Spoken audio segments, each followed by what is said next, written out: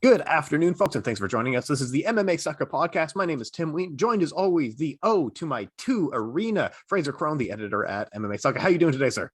Yeah, all good, man. Looking forward to breaking down UFC London. Giving a little look at the boxing that went on this past weekend.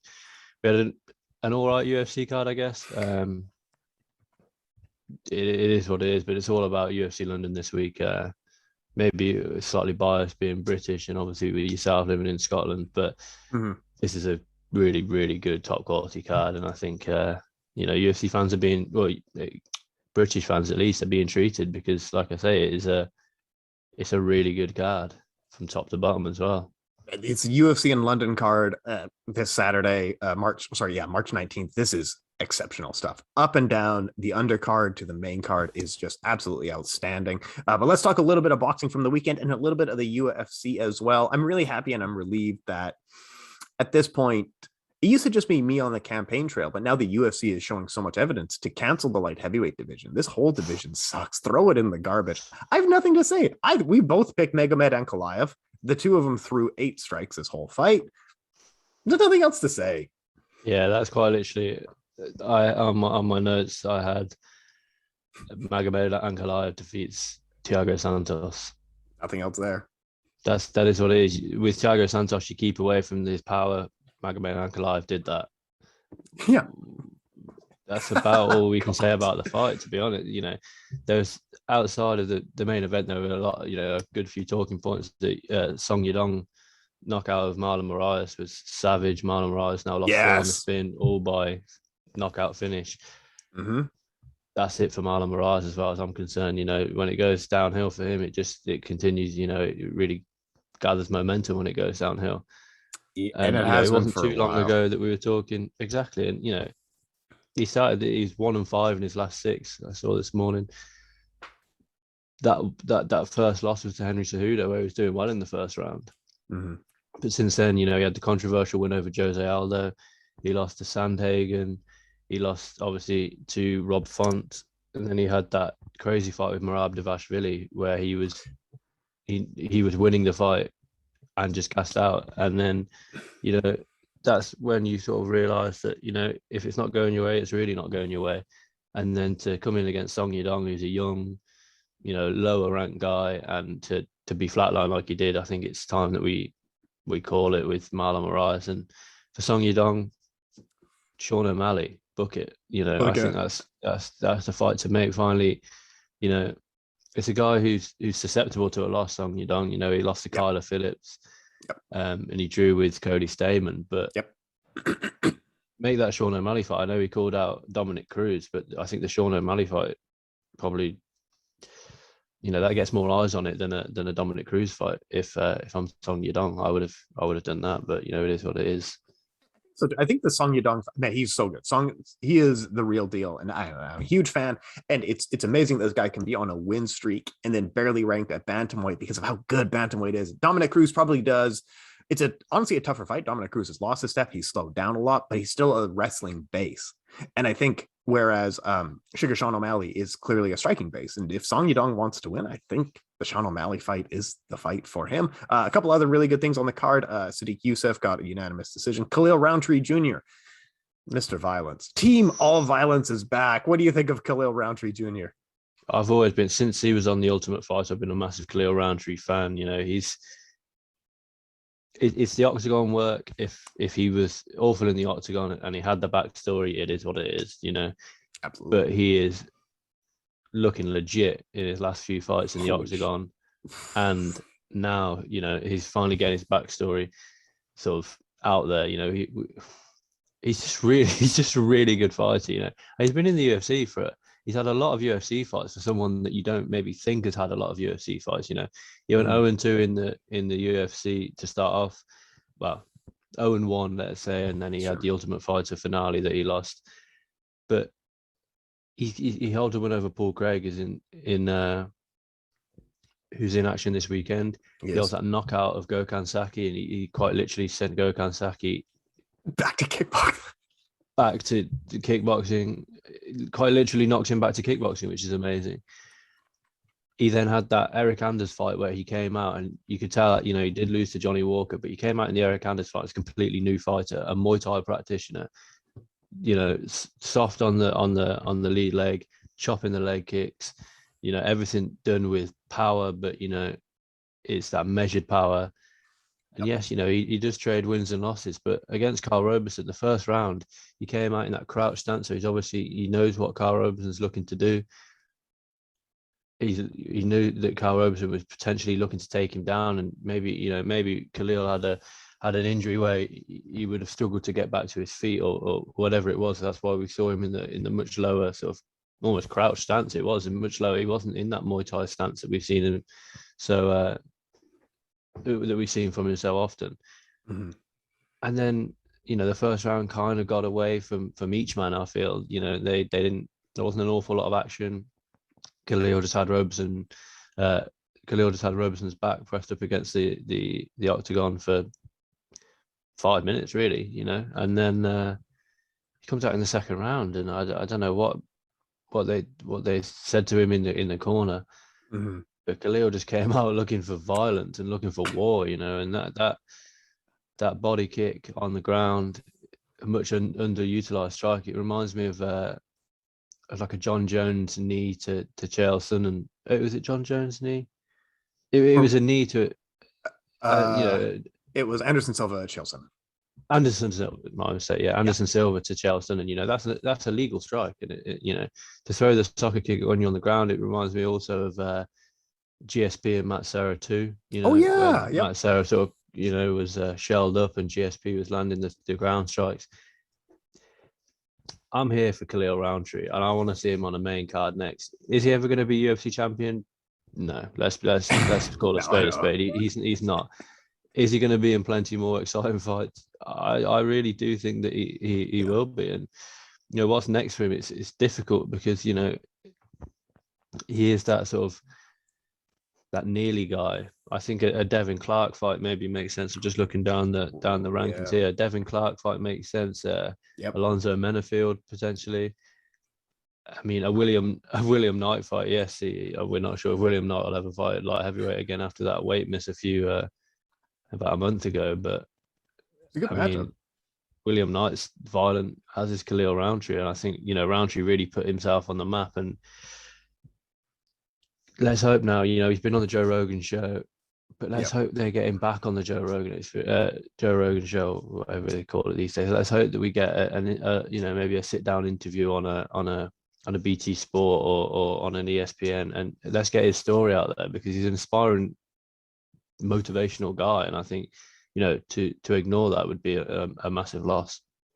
You totally co-sign with you. He's like, his highlight reel is so high.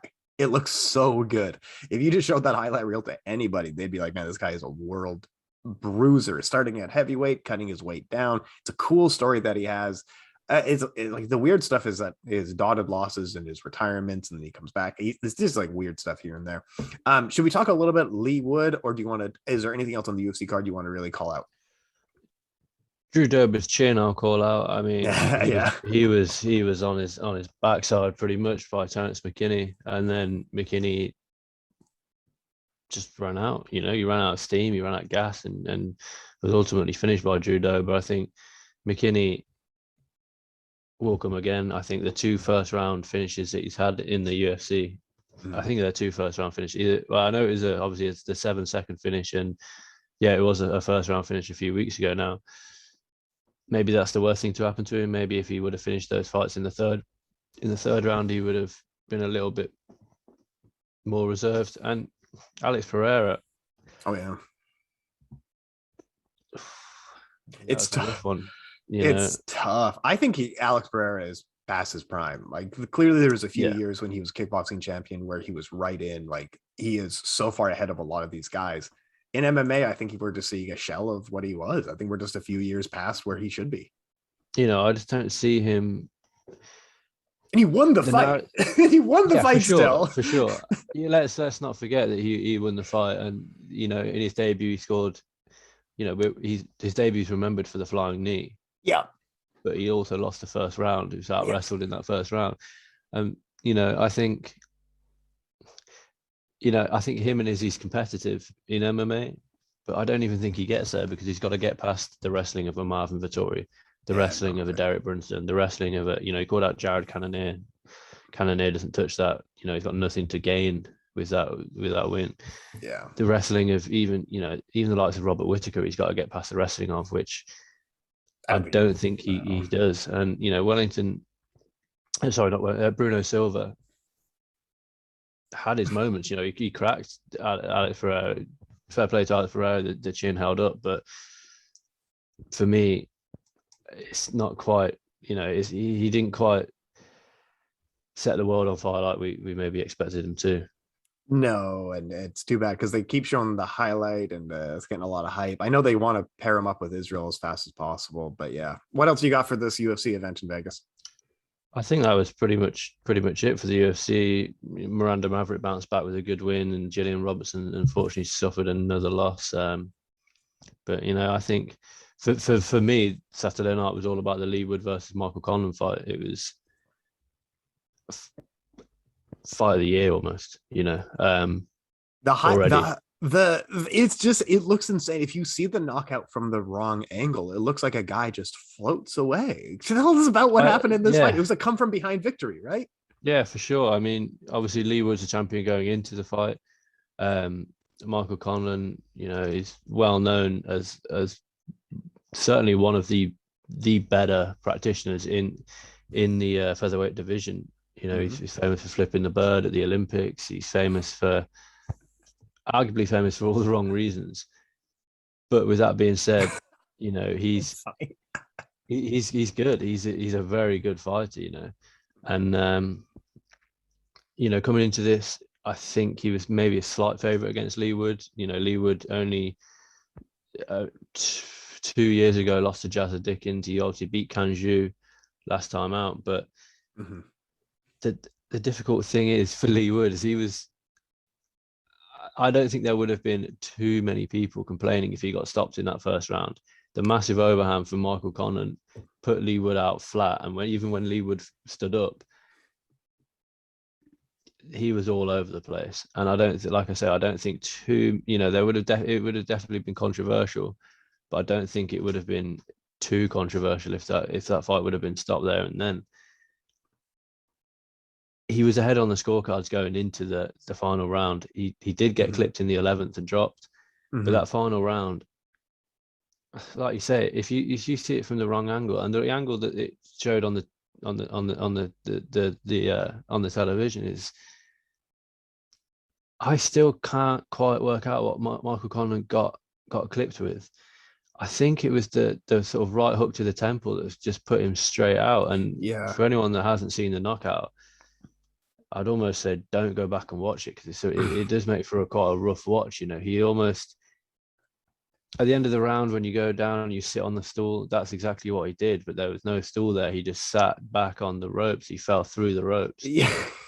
And, luckily we had on the night confirmation from, he works for BT Sport, but he's a boxing guy, Nick Pete. We had confirmation on the night that he was awake and talking backstage. He was off to hospital, and we've seen pictures of the two of them embracing since, and there's that respect. It's rough. It was a rough knockout, and it's knockouts like that, that's why you should there's maybe a call. Luckily enough, we've seen Bernard Hopkins get knocked out of the ring. We've seen multiple fighters get knocked out of the ring, but Bernard Hopkins is one of the more well-known examples, and now this will go down as another well-known example. But is there a call to have half a meter padding on the outside of a boxing ring? Yeah, probably. Honestly. If that happens, you don't have that risk of and we saw in this fight, Ben Davison, Leigh Wood's trainer, Tyson Fury's old trainer, Josh Taylor's trainer, he was constantly stood up, which is something you're not allowed to do. But at points, he was leaning into the ring with his arm. We see at the end of boxing. For me, boxing is always a strange one where, the round will start and they're just taking the stool out of the ring, or they're wiping the ring down as the round's starting. So you've got two guys in the center of the ring fighting. and the trainers wiping it. So that's always something that I found quite strange with boxing. But you cannot be that animated in boxing that you're leaning through the ropes and telling your man what to do like that. And Ben Davison was doing that. So that's maybe another almost feather in the cap of putting maybe just, even if it's a quarter of a meter padding, that'll break the fall for an individual who, in Michael Conlan's case, gets punched out of the ring. It was a brutal knockout. And will we see a rematch? Maybe down the line. I don't see there being a rematch straight away, because I don't think Michael Conlan was so far ahead on the scorecards that he wasn't 11-0 up going into the, essentially, he wasn't 11-0 up going into the final round. It was tight. There was close rounds in there, but Leigh Wood went in needing that knockout, and that's what he got. And I think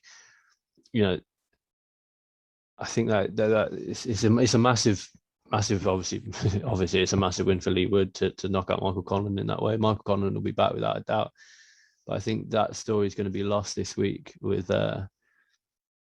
there's an interview coming out on, I believe, Thursday with a gentleman named Daniel Kinahan who has links to Michael Conlan. And for those that don't know, Daniel Kinahan's essentially a wanted man in Ireland, and he, with I can't remember, Matthew Macklin, he began the MGM boxing company, as it were, which is now changed to MTK, Matt the Knife. Okay. Daniel Kinahan essentially runs boxing, and it's a guy that you've never heard of. There's a BBC Panorama documentary about it. This guy is a dangerous man. He represents Tyson Fury, he represents Darren Till, he advises, and he's come into the mainstream a lot more because he advises both Jack Catterall and Josh Taylor. Now he's on a podcast with James English. I think it gets released on Thursday the 17th, and I'll more than likely have a piece out on the site about that, because this guy he's a wanted man. He's from Ireland. It's a lot of gangland and drug business, as it were. But most importantly, there's a belief that Daniel Kinahan has made the Matt the Knife brand and made the MTK brand, which advises hundreds and hundreds of fighters in order to wash drug money. So that is that the interview with him, assuming that we'll get the questions answered that we want to. We will overshadow will overshadow the entire boxing world this weekend. That obviously comes out on Thursday, so expect over the weekend. Even if it might not be a full article, but it might just almost be bullet pointed on the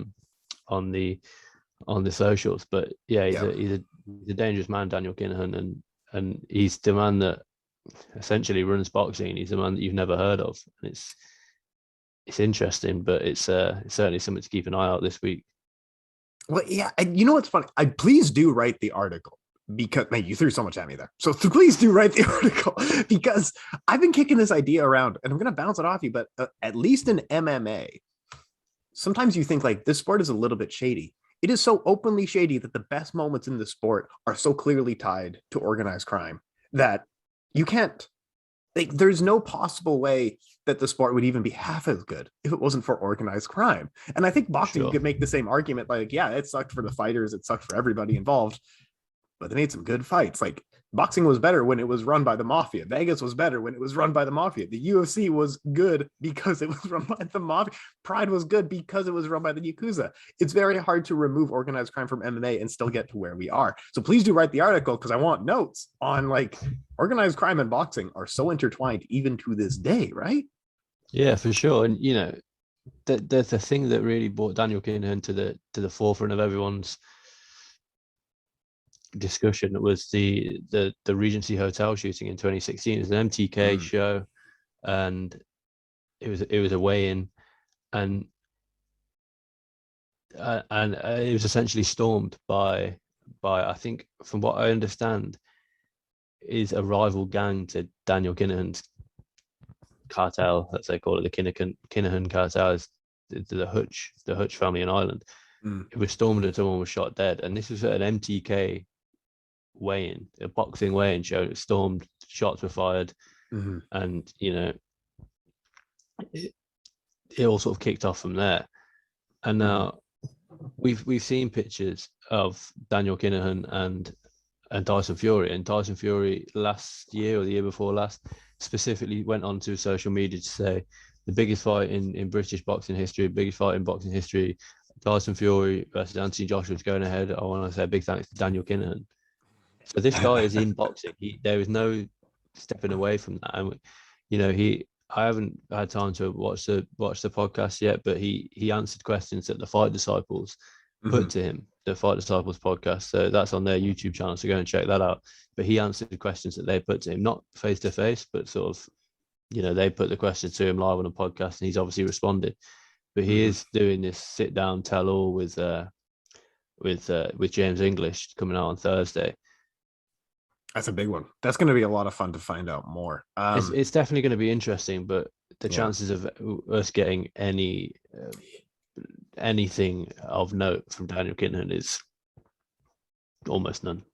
Yeah, but I will throw one more thing, because we do need to move forward to the major UFC on London card. I know we have a lot to break down, but the extra foot around the ring, I don't know why they wouldn't. Like, Pancrase had it for 40 years ago. I think Pancrase had first put the extra foot around the ring, and then they made sure to have, because Frank Shamrock fell out of the ring at one point, and then they were like, oh, this is stupid, we need to do something about this, so they fixed it 40 years ago at this point, right? Like, I don't know why they wouldn't. It doesn't seem like an impossible thing to, easy adjustment, save someone's life, right? And I don't think it takes anything away from the spectacle, and you that half a meter or a meter, I don't think that really affects the judging. It doesn't affect the coaches. It might amplify the fighters. It might amplify it. Like, do you remember? Exactly, and it puts them on a pedestal. You haven't got everything, the distractions around the ring. You've just got these two guys in the middle. So it just doesn't make sense to me why they wouldn't do that.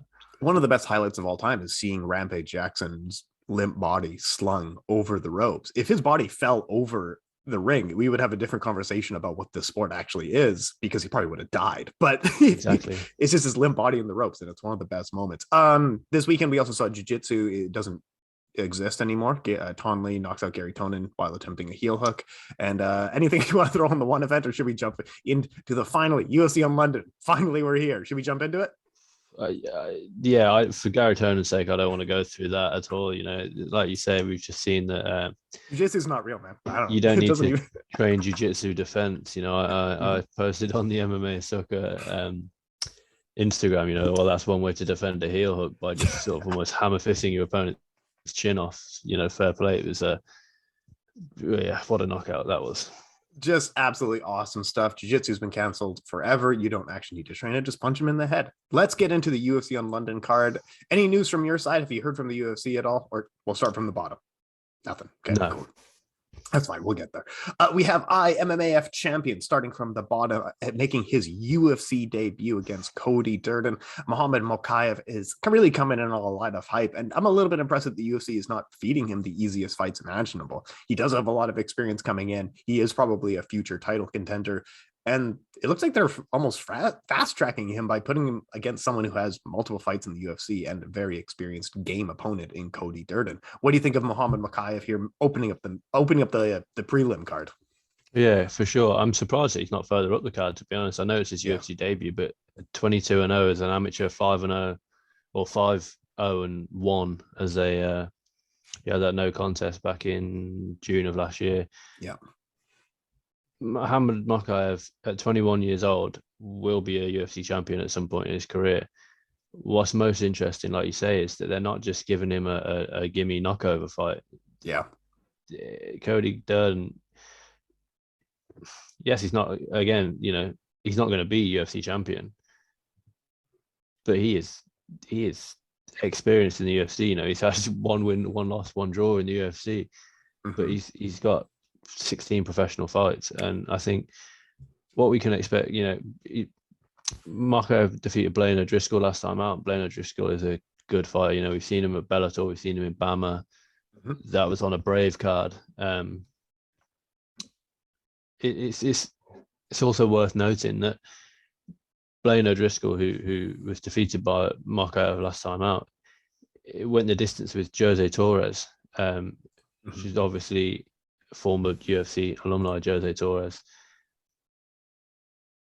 Muhammad Makwan is a finisher, and he will be a flyweight finisher, which is something that we don't often see. Yeah, and he doesn't, at flyweight, he doesn't have that one punch knockout power like a Francis Ngannou. Like, but what he does have is the ability to ground and pound his opponents into submission. He's won by tap to strikes. He's got multiple submissions. He's got TKOs where they're not knockouts, they're TKOs. Muhammad Makwan, I have no doubt, will finish Cody Durden on Saturday, and I think he'll kick off the card in phenomenal fashion. And if you are lucky enough to have got a ticket for the event, don't turn up late to it, because Makwan is the first fight on the card, and it's probably going to be one of the more entertaining fights on the card. Man, Muhammad Makwan, it's insane to have that long of an amateur career and stay undefeated in the IMMAF, because weird stuff happens when you're a young guy and you're 18 or something weird like that's going on. Undefeated as a professional so far as well, making his UFC debut. He's 21 years old. Thinking about how long, this might be like a Dan Henderson where we watched this guy fight for 20 years or so.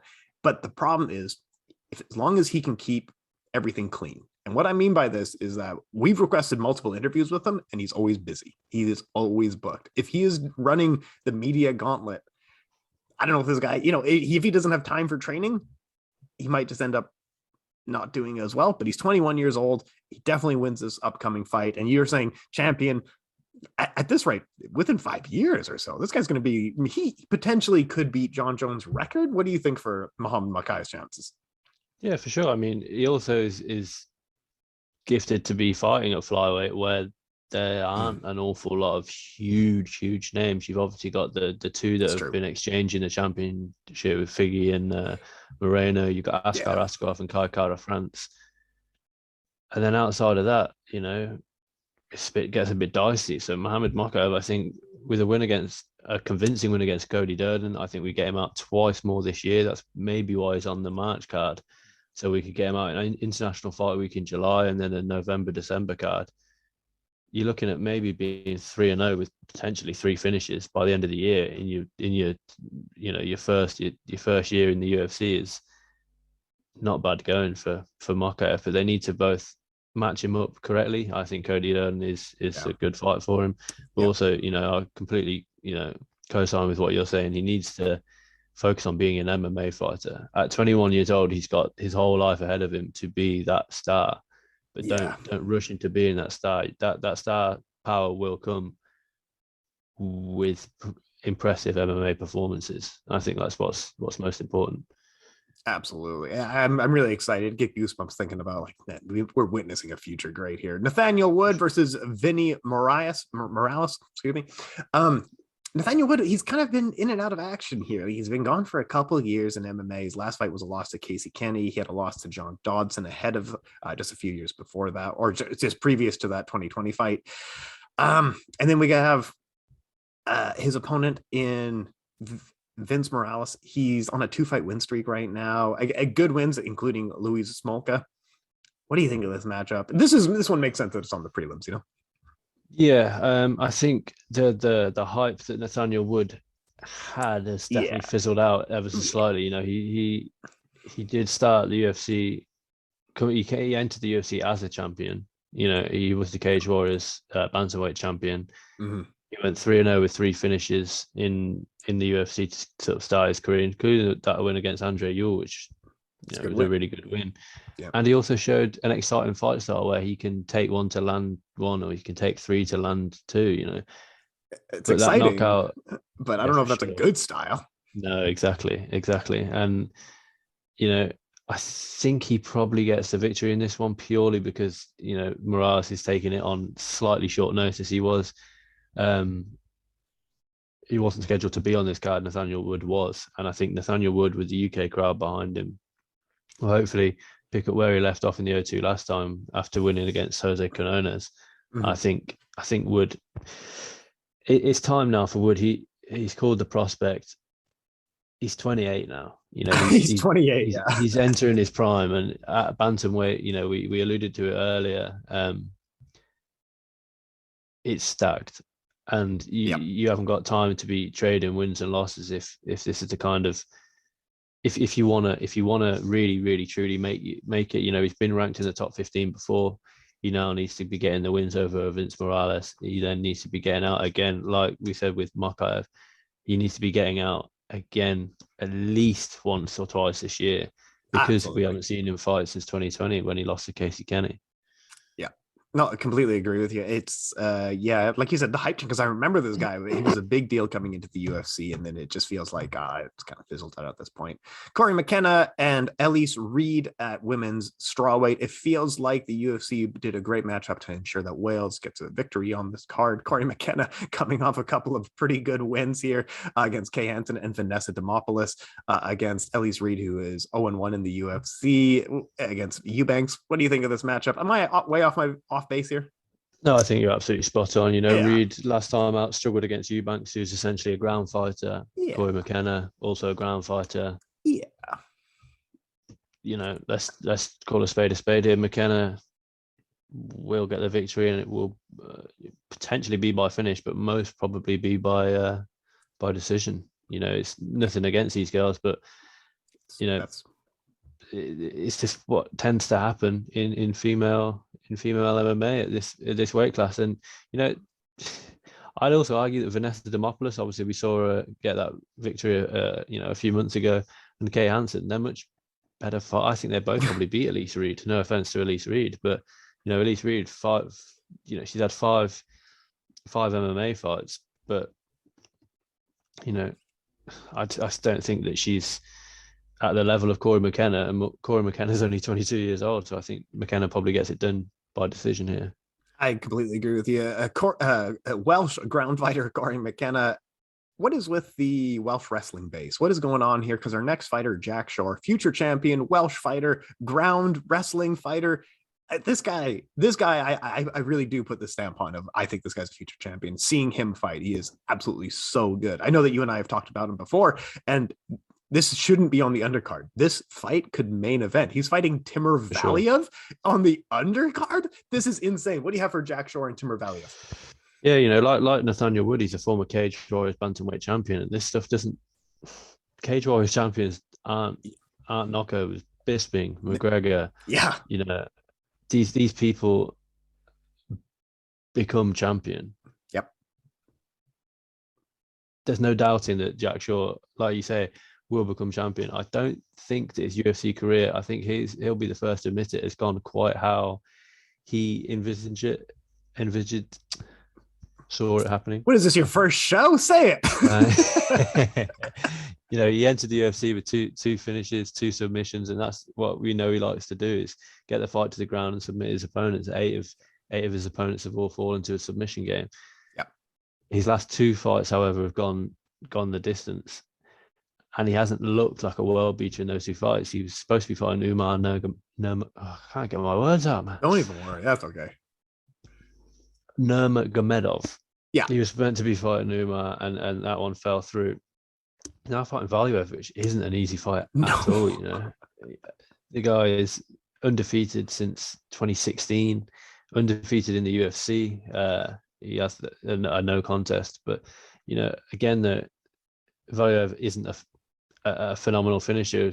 You know, looking down his record, he's got 11 of his 18 wins have all come via decision. So he knows how to stay in a fight. You know, this isn't to say that he's going to be losing fights, but he knows how to stay in a fight. I think this one, like you say, should have been second to the co-main event. I think Jack Shore needs a big year because, you know, like I say, he's got age on his side. He is 27, but he needs to be kicking on. Like we said about Nathaniel Wood, he needs to be kicking on now and getting the big fights and getting a ranked opponent. And I think he'll more than likely, if he does get the victory against Valiev, I predict that he probably will. Yeah. He needs to be getting a ranked opponent next, or he might even be ranked himself. So he needs to be fighting up an opponent. this is a tough fight for him. It's a tough win. This is definitely the gatekeeping moment because Timur Valiev is tough. He's a hard fighter in every position to work against. He's a veteran fighter. But yeah, this could be a main event. If they want to do some smaller, like they do the small Vegas shows, if they just want to do like a small like Cardiff show with Jack Shore headlining against Timur Valiev, this is a good fight to do that kind of thing. But no, sure, it's on the undercard for the O2 Arena because they do one show a year in the UK. Fuck. Next fight, I really could care less about this. Paul Craig and Nikita Krylov are fighting at light heavyweight. Canceled the division. Paul Craig has said maybe this is his last fight. Nikita Krylov, I'm surprised, is still fighting at this point. I don't know. What do you think? I don't care. Yeah, I mean, it's a difficult one because Paul Craig always brings the intensity. Does he? He brings it. I mean, he brings a fun face off. You know, his last fight, I think, against Jamal Hill, there's a floppy arm finish. Look, expect Paul Craig to close the distance and look to either pull guard or take Krylov down. Krylov's not bad on the floor, but his last two wins have come via work, sort of almost working the ground game. True. But he also, you know, he's lost to Glover, he's lost to Jan Blachowicz, you know, the champion and former champion. Is he ever going to be a champion? No. Is Paul Craig ever going to be a champion? I hope that he gets to win against Krylov and gloves in the octagon time, you know, because what a better way to do it with, you know, there will be a lot of Scottish fans in attendance. British fans are obviously, they're huge on Paul Craig, and I think that's the perfect way to bow out for Paul Craig because, you know, he also strikes me as a guy that doesn't quite, you know, he's one of these guys that doesn't like fighting. I think if he could get away with, you know, he's got the big wins. He's got the Ankalaev choke, which was absolutely phenomenal in last second. He's got the Shogun draw and the Shogun victory. He's got the Jamal Hill. Krylov and out for me for if I was Paul Craig. Paul Craig, he's a highlight reel fighter. His highlight reel looks really good. If you just show even the last few fights, his triangle choke with the dislocated shoulder, absolutely sickening, right? Like that's awesome stuff. Shogun tapped due to strikes. Before that, he had a triangle choke win. He's had a few other triangle chokes. His highlight reel looks great, but I've seen him fight entirely, so I'm good. Sure, whatever. Whoever wins. Let's move forward. I'm not entirely an expert on how to say this gentleman's name, nor do I know these two guys very well, but we have Sergey Pavlovich versus Shamil. What do you think? Who do you have in this matchup? This one is a heavyweight fight with two Russians on it. It's bound to end in knockout. It's going to be a fun one.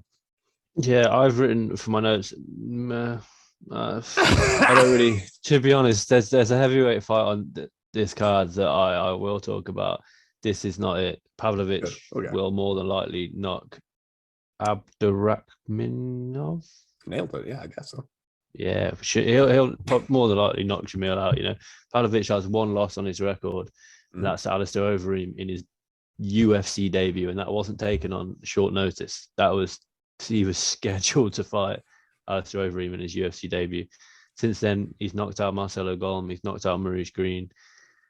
He's been scheduled to fight a lot. Saw that, yeah. He hasn't fought since October 2019. I haven't actually seen pictures of these two guys in the UK. You know, we've seen the picture of Volkov, thank God, in the UK. You brought up a good point. Yeah. Of these two guys. So as of yet, you know, we're on Tapology and we haven't heard anything that this fight won't be going ahead. But there's certainly potential that this fight might not go ahead with the conflicts in Ukraine and you know, these are two Russian fighters, both who are based out of Russia. You know, it's different if you have for example, a Khabib who used to be based out of AKA a lot. These are two Russian fighters based out of Russia. I assume that the fight will go ahead. You know, there's no reason why the fight wouldn't go ahead, because if Volkov managed to make it over to the UK, there's no reason why these two guys can't. But I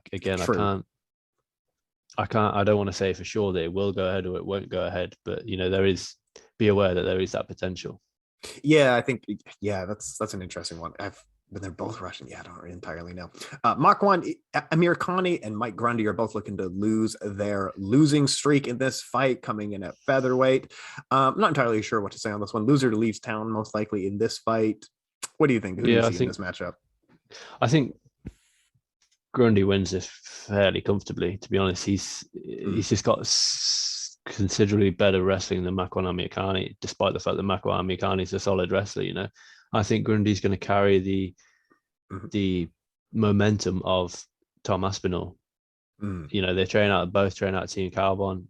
Grundy is Aspinall's wrestling coach essentially, and you know, Grundy, let's be honest, he's been given a bit of a tough road. You know, he had his UFC debut a few years ago in London when he fought Nadnar Armani, knocked him out in the first or second round.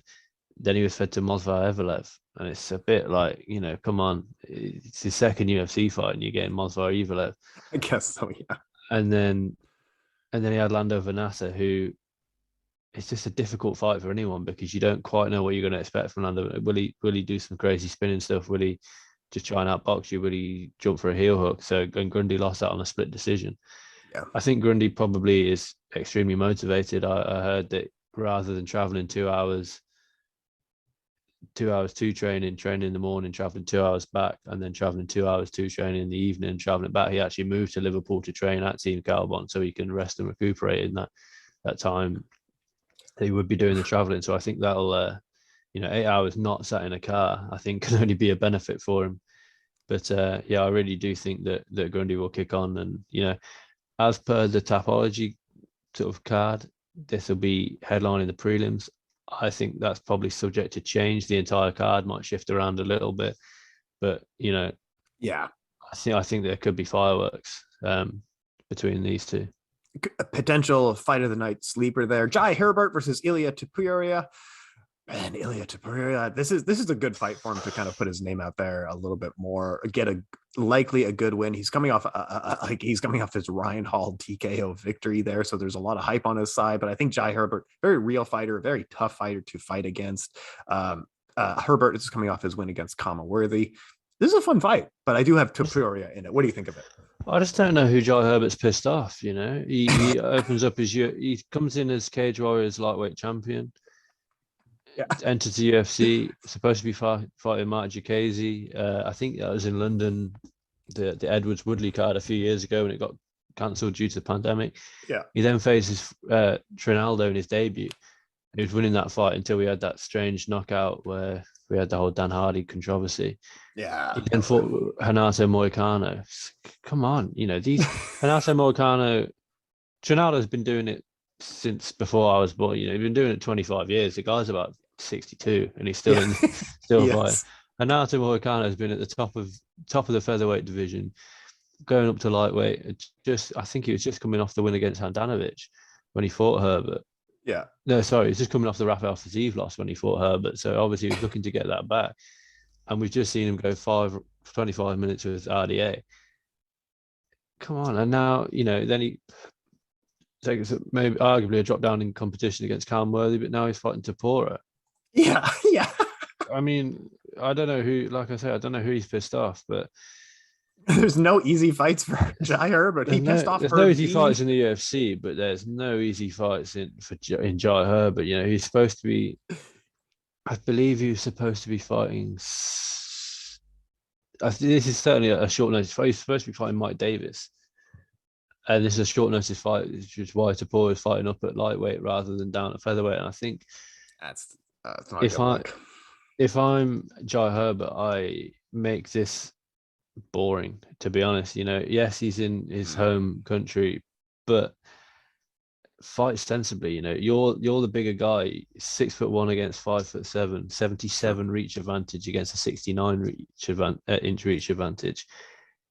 Make it boring. Make it so that Topuria has to take a risk to get in on your range, because with that almost 10-inch reach advantage, you know, you got an 8-inch reach advantage over your opponent, and he knows how to use it. And I think Jai Herbert's really got to, if he's to stay in the UFC, he's really got to make this a ironically, to stay in the UFC, he's got to make this one boring and look to just outpoint Topuria. I don't think he's going to finish Topuria, because Topuria is a beast, but yep.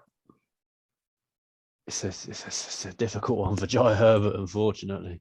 This is I can't believe how good this card is. These are like genuinely interesting, great fights we have. The next one as well, Molly McCann versus Luana Carolina, both experienced in the UFC, a lot of cage time between them. This is a tough one for Molly, but I mean, Molly McCann, if she comes in with her head on her shoulders, she can maybe eke this one out, but it's a tough fight. What do you think of this one?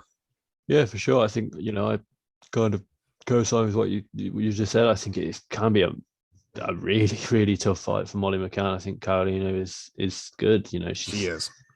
And from, she comes across as a big girl. She's a lot bigger than I think the flyweight. She makes 125, but she is a lot bigger than. She fights quite big, I should say. She's quite an imposing figure on the octagon, but don't expect Molly McCann to be swallowed up by that. The last time she was fighting in the UK was against Priscilla Cachoeira, which phenomenal fight. She won that fight, and then she flipped to the bird as she was running off at the end of the fight. She had the big mouth and her eye. It was just great. Expect stuff. Molly McCann to be really, really pumped up for this one, but yeah, Molly's got to manage that emotion so that she doesn't rush in and get caught with anything, because we've seen her in the past, Talia Santos and Laura Principio. She's got over emotional, I feel, especially in the Talia Santos fight, and to her detriment, she picked up 2 losses. She is coming off the win now, though, so I'd love for Molly McCann to kick on and really work. We've seen improvements fight on fight for Molly McCann, and we haven't. It seems like quite a while since we've seen her. She hasn't competed since September of last year. So, let's hope to see another improvement in the game of Molly McCann and see where she can go against Luana Carolina.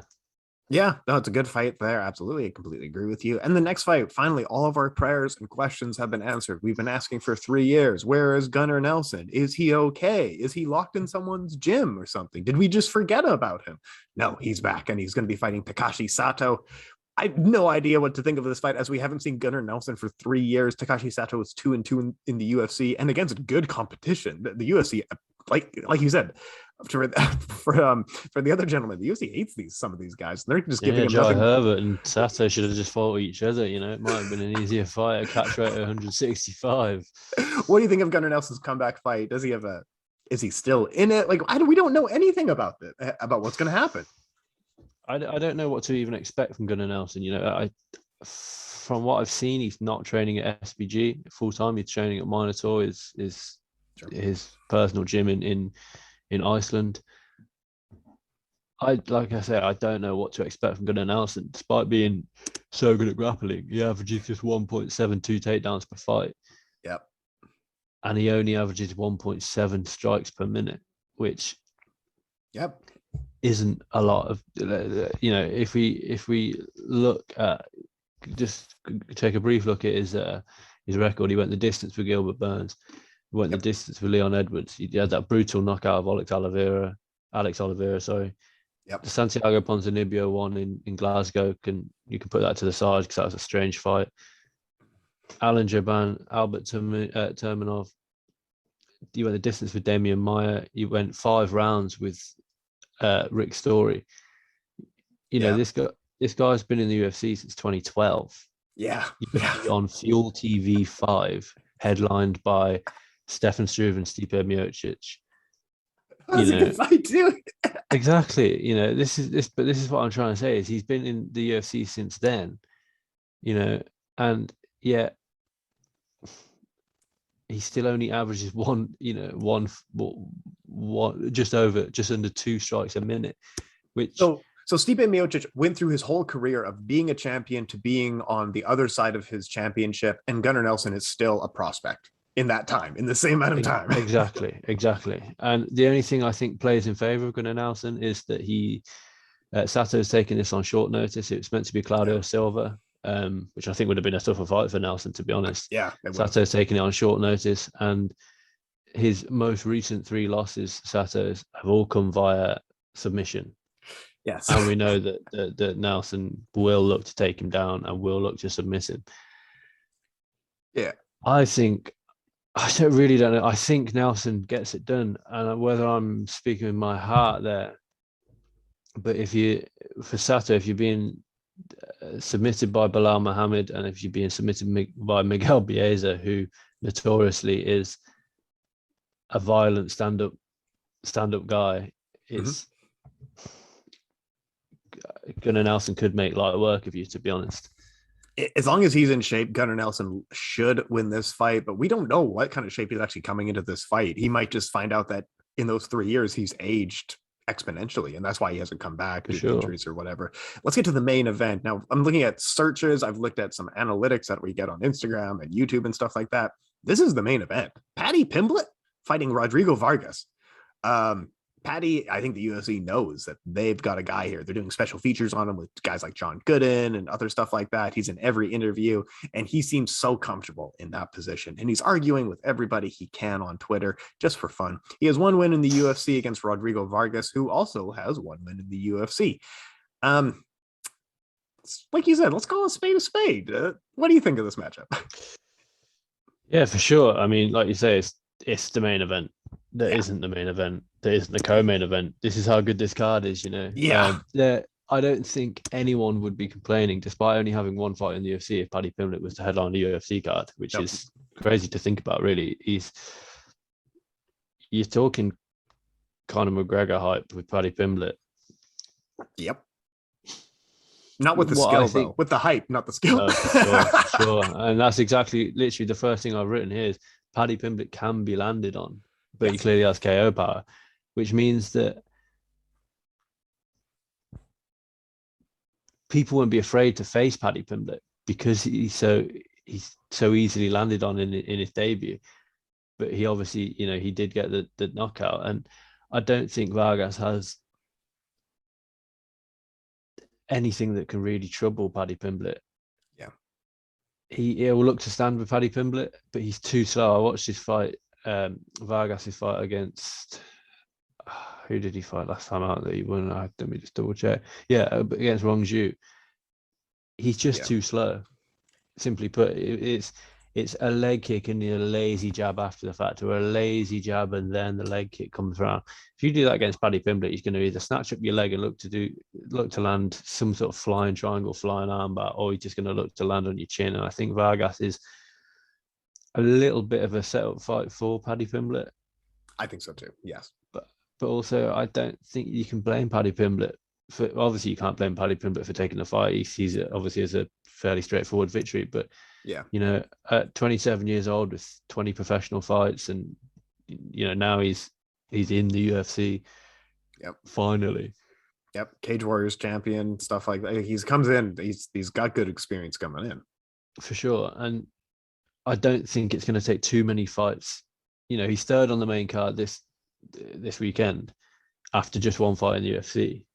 Yeah, his next fight could very well be a headliner. The only thing that's playing against him is that he's a lightweight, and lightweight is a killer's row.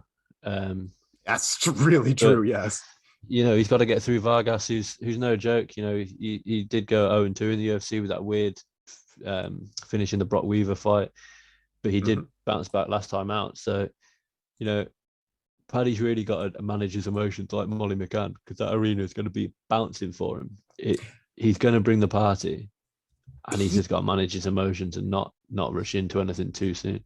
I think some fighters excel with that crowd behind them. Some fighters definitely don't. Some fighters feel the pressure and they hate fighting in front of their home audience, and I totally understand that. I think Paddy might be the opposite, where he is a guy who really will thrive with that audience behind him, and it's a good fight for him as well. But yeah, do you think maybe he's more of he fights for the audience kind of fighter, maybe? Yeah, for sure. And I don't think there's anything wrong with that, because I think in the modern day, it's doesn't matter if you're the most skilled practitioner in the world. If you've got no social media presence, you know, Shavkat Rakhmonov is one of the most skilled fighters in the welterweight division. But when's the last time you heard a headline with Shavkat Rakhmonov? Exactly. This is a spectator sport. Jorge Masvidal is a brilliant example. He's not the best fighter in the world. He hasn't really got a wrestling game that we saw, but he can both work the mic, work social media, and when he does fight, he sticks to what he's good at, which, you know, it works. It works for you, for your bank account, for your legacy. Yep. Probably doesn't work. Yeah, get a good highlight reel. You take the Jorge Masvidal approach. Be a pretty good fighter for 10 years, and then get a good highlight reel and just cruise after that. Just really don't work too hard after that point. Arnold Allen versus Dan Hooker. This fight, this might be the toughest fight on the card to pick because Dan Hooker is a game lightweight. He is such a good lightweight that he was having close competitive fights with Dustin Poirier. He was getting into shootouts with everybody, and he was big for lightweight. Now he's going to cut down to featherweight, and his first fight is going to be Arnold Allen. I don't know about this one, man. I don't know if Dan Hooker is going to be healthy. I really don't know what to say on this. What do you think of this matchup? I mean, you know, I completely again, the first thing I've written is how much is the weight cut going to affect Hooker? It's the first time making weight 145, since 2016. Yeah. I think if he can get the win, he knocks off a huge name at 145 pounds and becomes a top 5 guy, Dan Hooker, straight away like that. Yes. Because there's only so many times that Volkanovski and Holloway can fight each other. And we haven't got Zabit coming back. And Yair and Brian Ortega look to be wrapped up in a fight. Sure. And then you've got, obviously, Korean Zombie fighting for the belt next. But then the winner of that will more than likely face Holloway. All those guys are susceptible to injuries as well. All those guys could take a late replacement. The winner of this fight can be a late replacement fighter. Both of them have shown that, right? For sure. Exactly. And, you know, for Arnold Allen, if he wins, I think he's one to win away from a title shot. You can't deny that. You know, it's the Leon Edwards effect of, yes, he doesn't rock the mic, but there's only so many wins that a person can get before they have to get a title shot. True. I think in this fight, I think if Arnold Allen could win the first round and do well in the second round, it'll be hard for Dan Hooker to get back into the fight, because we know that that Arnold Allen can get into a rhythm and cruise to victory. True. But you know, Dan Hooker is the far more active striker. He lands on average 2 more strikes per minute than Arnold Allen. So don't expect the first round to just be a walkover for Allen. And, you know, Dan Hooker has gloves, will fight anywhere. You know, he has probably fought on every continent. I can't tell you for sure, but he's inevitably fought on every continent. You know, the guy is battle tested, battle worn. He's been in there with Makhachev. He's been in there with Felder, Poirier, some of the best names at lightweight. And, you know, his featherweight run wasn't exactly a bad featherweight run either. Yes, he lost to Yair Rodriguez, Jason Knight, but those are good losses. Exactly, they're not bad losses to take at all. And he holds wins over. He knocked Gilbert Burns out. He knocked out James Vick. He beat Alia Quinto. He beat Paul Felder. He beat Nasrat Haqparast. Mm-hmm. He went had a brutal fight with Edson Barboza, who, you know, we're saying Edson Barboza is a huge guy. How does he ever make featherweight? And now he's making it fairly safely. True. Well, there's no reason why Dan Hooker can't make that, but I hope the weight cut doesn't take too much out of him, because I wouldn't want that to be what affects this fight. I think it's a brilliant fight. I really, like you say, I've gone back and forth on this one since it was announced. Maybe picking Allen just because I'm biased towards all the Brits on the card. Fair enough, yeah. But I'm not picking Allen with any great confidence because I know how good Dan Hooker is. Well, yeah, Dan Hooker, like you said, he's fought on every continent. For some reason, he's so game to fight that he became a road warrior. And typically that role is for people who don't really have a great backyard, so they kind of travel around. He was traveling around as far as possible. He's from Australia, and he was fighting during the pandemic and had to be in quarantine for months at a time. Like, this guy just wants to bang. This is the thing. It might be his greatest strength and greatest weakness. We've also seen highlight reels of him and Israel Adesanya fighting in Bangkok against sparring, doing hard sparring against each other in Bangkok. This guy just loves to bang. At featherweight, that might be a bad thing, in all honesty, because it's also been his biggest weakness at lightweight amongst wrestling. But yeah, he has strengths. He has clear weaknesses. Arnold Allen, you almost have to pick him in this fight. He's a little bit more proven. He's on the better streak. We know that he can make the weight without draining his body. Yeah, you're right. You've kind of talked me into it at this point because I wasn't sure about this one. But yeah, Arnold Allen. What do we do with the future of a loss with Dan Hooker? That's a sad one. Exactly. And maybe, Dan Hooker does, depending on how he feels at featherweight, if he does lose, he sticks at featherweight and doesn't jump in there with one of the better fighters in the division. He takes on a lower ranked guy at featherweight and Sure. And builds himself back up as a featherweight, builds himself back up the rankings, that is, as a featherweight. But yeah, you say I've convinced you, and I'll wait till the staff picks come out on Saturday to see if you flip flopped again, because I cannot be sure that I won't flip flop over to New Zealand before the fight itself. I'm not promising anything. Well, honestly, if depending on how his weigh-in pictures look, that could absolutely change the betting line on this fight. If he looks like he's about to faint, absolutely, I'm changing my pick, or I'm definitely keeping Arnold alone. But if he looks very strong on the scale, I might be back on the Dan Hooker train as well. Anyway, in the main event, Tom Aspinall, the future champion. Luke Thomas has said it. John Gooden had said it versus Alexander Volkov. This is by no means an easy fight. Alexander Volkov is a hard fight for anybody. He's a skilled, rangy fighter, kickboxing base. He knows how to use low kicks, low kicks, jab. He knows how to control where the fight is. This is going to be an orthodox versus orthodox matchup. And he's going to be fighting the young Tom Aspinall, who is streaking and who is hot. Do you know anything about Tom Aspinall? Any thoughts on him? Anything like that?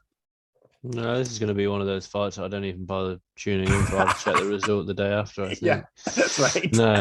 No, like you say, Luke Thomas, three of the greatest names in MMA, Luke Thomas, John Gooden, and myself. Frazer Krohn. Yeah. No, everyone knows I've been high on Aspinall since coming into the UFC. Yeah. Tyson Fury's sparring partner. You don't get that honor just being a gimme boxer. Yeah. He is the slicker boxer. I think Volkov's the better kickboxer. I think Aspinall's the better boxer. Aspinall's without doubt got the better ground game. We've seen Volkov dominated on the ground when he fought Curtis Blades. I don't really see Aspinall looking to take this fight down to the ground. It's difficult. I was looking on the UFC stats, but it's difficult for Aspinall to look at Aspinall's stats because he averages 7.19 strikes per minute. Yeah, I think the majority of those came when he had that absolute barrage against the fence against Andrei Arlovski, when he landed about 40 punches in 20 seconds. It's not, he has 100% takedown accuracy. He's only landed 2 in his 4 UFC fights. Yeah. He's never been past the second round in his entire career, UFC or Cage Warriors or before that. Yeah. 4 fights in the UFC, total fight time less than 10 minutes. Exactly. So how much do we really truly know about Tom Aspinall? It's realistically not a lot. Volkov will not look to take Aspinall down, but if he does, Aspinall as a black belt on the ground. Aspinall BJJ is essentially what he grew up on. His dad's a BJJ coach. What I'd say is Volkov doesn't have one punch knockout power. He is very much the kind of striker where he will, a Max Holloway-esque, where he will look to it's death by 1,000 punches rather than death by one big huge knockout. Yeah, we saw against Eric Lewis, he can get landed on, and Tom Aspinall can land on him. I think this will be a slow fight, and I think Tom Aspinall finishes it in maybe the 4th or the 5th. But I don't think it's going to be the barn burner, the fight of the night by any stretch, because I think both men are going to be cautious. I think if Aspinall gets behind, then he has to take a few risks. But I don't see Volkov. For me, I've never seen Volkov have that extra gear to take that risk when he needs to in a fight. Curtis Blades, Cyril Gann, these are 2 fights where he was behind on the scorecards and couldn't kick on to gamble, to risk it all to try and get that win.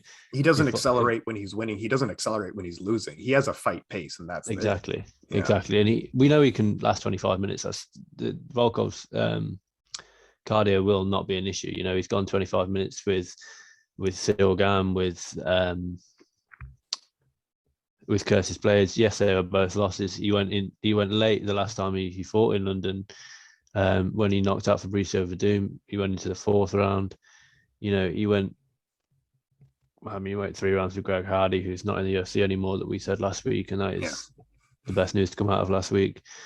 He can go late in a fight, and most recently we saw him go 3 rounds with Marcin Tybura to bounce back from the Cyril Gane loss. But over 25 minutes, like you say, I think he has that pace, and he doesn't accelerate, and he doesn't take his foot off the gas. He fights at a consistent 3rd gear. Yeah. And now if he's behind, he won't kick into 4th and 5th gear. Yep. He will just stay at that 3rd gear and hope that he can just land what needs to be landed. And I don't think against a fighter such as Tom Aspinall is you're going to do that. With that being said, like we said about Molly, like we said against Paddy, Tom Aspinall's got to keep his head in check. It's the first time that he's fighting in front of fans in the UFC, and he's headlining. Every one of his fights so far has been behind closed doors, and it's a massive step up in competition for Aspinall. Is he only? He has only fought Pandemic in the Apex. Oh my God, this guy! I think he's fought on. I believe he's fought on Fight Island. Maybe. But outside of that, he's fought behind closed doors, or with the 30-odd fans that are allowed in the Apex. Yeah, he's fought Andrei Arlovsky and Sergei Spivak. Mm-hmm. Alexander Volkov's a lot better than both those guys at this time. Yes, he is. It's a huge step up in competition. Main eventing in a fight this big. And main event, it's a huge step up in competition for the three round fight, and Allen and Hooker were to be main eventing. Yeah. Huge step up in competition, and for it to be a main event fight is Aspinall is got his work cut out with Volkov, but if you even dream of thinking that I'm ever going to pick against my boy Tom Aspinall, you sadly miss it. I'd pick Tom Aspinall to beat Tyson Fury in a boxing match. It is what it is. I'd pick him to beat Gordon Ryan in a grappling match, and I can see him knocking out Rico Verhoeven in kickboxing. I'm a massive Tom Aspinall fan. There's no questions about it. I did see in your What's Next for Rico piece that you didn't actually put that Tom Aspinall would be, he'd be having to be picking up his mouth guard off the canvas after Tom Aspinall lands that high kick. But I'll forgive you for that one. But no, Tom Aspinall for me, I think he gets it done late. I don't think it's too interesting a fight, to be honest. But these are the fights in your first main event. You don't want to choke it, and I don't think he will. I think he's good enough to get past Volkov. Yeah, I think Tom Aspinall, the areas where we've said maybe he has weaknesses is a lot closer, such as like in clinching, and perhaps putting him on his back. From range, he's a very good striker, and Volkov isn't, I don't think, going to test him in a lot of the areas where Aspinall perhaps has weakness. I think we're going to be playing to a lot of Aspinall's strengths in this fight. So yeah, I honestly think it's a great fight for Tom Aspinall. Likely does get a TKO. Volkov is a little bit tougher to TKO. He is tough as nails, like getting knocked out by the most knockout fighter in history in Derek Lewis. That's it. Yeah, that's the so guy. Did everybody else. You know what I mean? So does everyone else. So that's not exactly like Volkov's getting a little bit chinny. Well, nope. No, it's just Derek Lewis. It's doing Derek Lewis things. Like I think he has one career loss, like even in the other sports that he's competed in, going back as late as you can in his Russian fights. This guy is tough to knock out, but Tom Aspinall is probably going to keep wearing on him round over round. 5 rounds is a long time. If his gas tank is good, which probably we have no idea, but if his gas tank is good, Tom Aspinall likely gets the finish. What else do you want to talk on this UFC on London card before we get out of here? I think that's pretty much it, to be honest. For the London card, we've got Cage Warriors the day before. I think in the same arena.